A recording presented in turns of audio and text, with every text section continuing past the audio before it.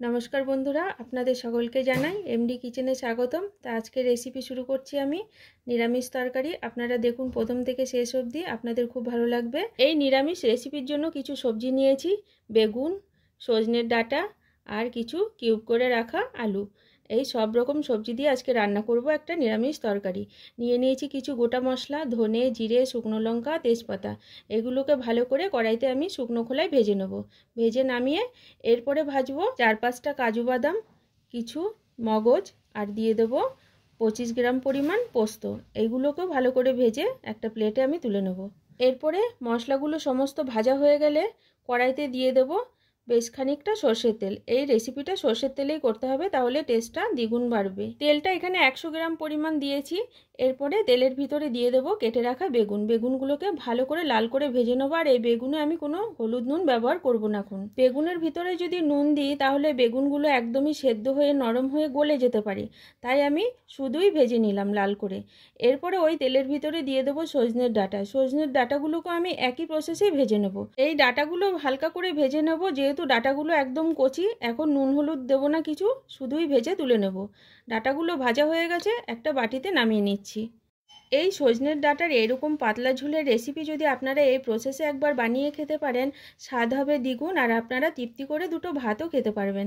ওই তেলের ভিতরে আমি কিউব করে রাখা আলুগুলোকে ভালো করে ভেজে নেব। এই আলুর ভিতরে দিয়ে দেবো হলুদের গুঁড়ো আর নুন দিয়ে ভালো করে ভাজবো। পরিমাণ মতো নুন হলুদ দেওয়া হয়ে গেলে আলুগুলোকে আরেকটু ভালো করে ভেজে নেব।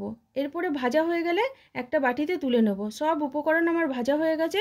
এরপরে কড়াইতে ওই তেলের ভিতরে দিয়ে দেবো 1 চামচ গোটা জিরে, একটা তেজপাতা, একটা শুকনো লঙ্কা দিয়ে ফোড়নটাকে একটু নেড়ে দিলাম। আর এখানে যোগ করব 1 চামচ আদা বাটা। আদা বাটাটা দিয়ে ভালো করে কষিয়ে নিতে হবে। আদা বাটাটা ভালো করে কষানো হয়ে গেলে দিয়ে দেবো টমেটো। এখানে আমি 2টো টমেটো ব্যবহার করলাম, মাঝারি সাইজের। আপনারা চাইলে একটা টমেটো দিতে পারেন। আর দিয়ে দিলাম 4টে কাঁচা লঙ্কা। কাঁচা লঙ্কাটা একটুখানি সামান্য চিড়ে দিয়েছি। পরিমাণ মতো নুন আর হলুদের গুঁড়ো দিয়ে আর একটু ভালো করে কষিয়ে নেব। এখানে আমি কোনো গুঁড়ো লঙ্কা ব্যবহার করব না। এরপরে দিয়ে দেবো ভেজে রাখা আলু, ডাঁটা।